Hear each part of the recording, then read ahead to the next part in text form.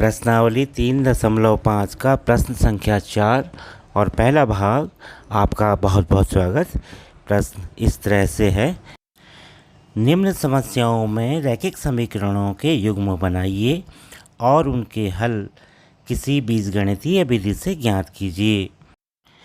एक छात्रावास के मासिक व्यय का एक भाग नियत है तथा शेष इस पर निर्भर करता है कि छात्र ने कितने दिन भोजन लिया है। जब एक विद्यार्थी ए को, जो 20 दिन भोजन करता है, रुपया 1000 छात्रावास के व्यय के लिए अदा करने पड़ते हैं, जबकि एक विद्यार्थी बी को, जो 26 दिन भोजन करता है, छात्रावास के व्यय के लिए रुपया 1180 अदा करने पड़ते हैं। नियत व्यय और प्रतिदिन के भोजन का मूल्य ज्ञात कीजिए। आइए हल करें। प्रथम शर्त के अनुसार एक छात्रावास के मासिक व्यय का एक भाग नियत है, तो मान लेते हैं कि छात्रावास के मासिक व्यय का नियत भाग x रुपया है और प्रत्येक दिन के भोजन का व्यय y रुपये है। अब प्रथम शर्तानुसार विद्यार्थी ए का छात्रावास का मासिक व्यय नियत व्यय धन 20 दिन के भोजन का व्यय का योग 1000 रुपये।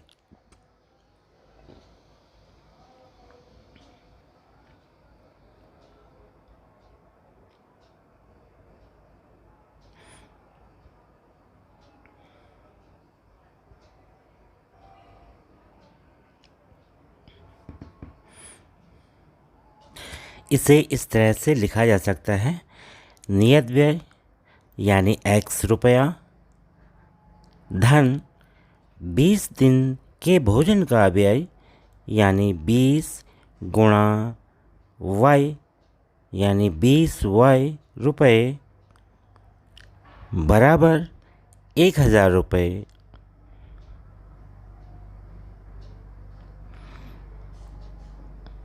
और इसे हम अपनी समीकरण संख्या 1 बना लेते हैं।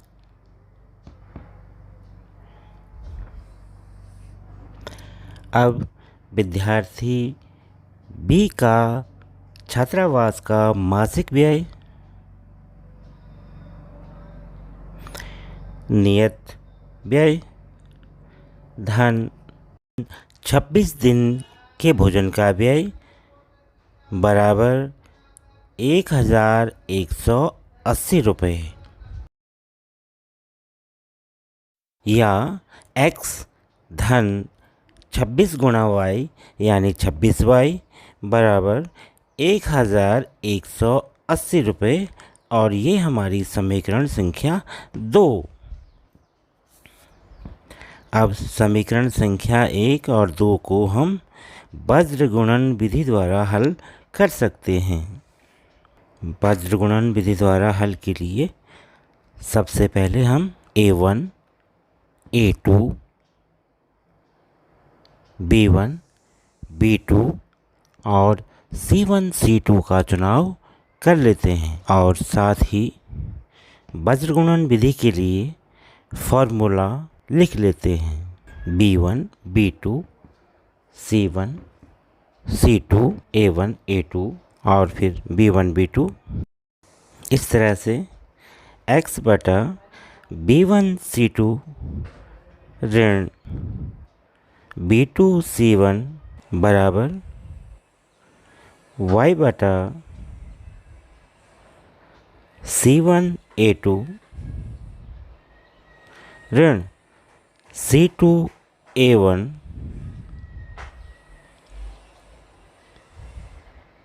बराबर 1 बटा a1, b2 ऋण a2, b1। अब b1, B2 C1 C2 A1 A2 के मानों को रखने पर x बटा 20 गुणा ऋण 1180 ऋण 26 गुणा C1 का मान यानी ऋण 1000 बराबर y बटा ऋण 1000 गुणा A2 का मान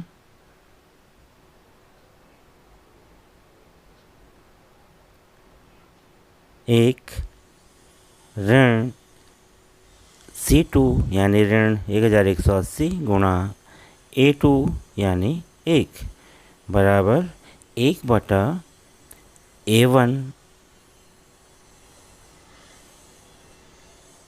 यानी 1 गुणा B2 यानी 26 ऋण A2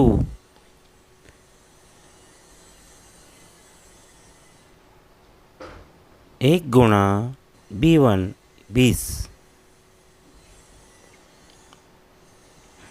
या हम इसे लिख सकते हैं x बटा ऋण 2360 धन 2600 बराबर y बटा ऋण 1000 धन 1180 बराबर 1 बटा 26 ऋण 20 और अगले चरण में x बटा 2400 बराबर y बटा 180 बराबर 1 बटा 6 तुलना करने पर x बटा 2400 बराबर 1 बटा 6 या 6x बराबर 2400 इस तरह से x बराबर 2400 बटा 6 यानी 400 तो x का मान हमें 400 मिल गया है। पुनः तुलना करेंगे y बटा 180 बराबर 1 बटा 6 या 6y बराबर 180 या y बराबर 180 बटा 6 या y बराबर 30। तो इस तरह से हमें y का मान भी 30 प्राप्त हो गया है।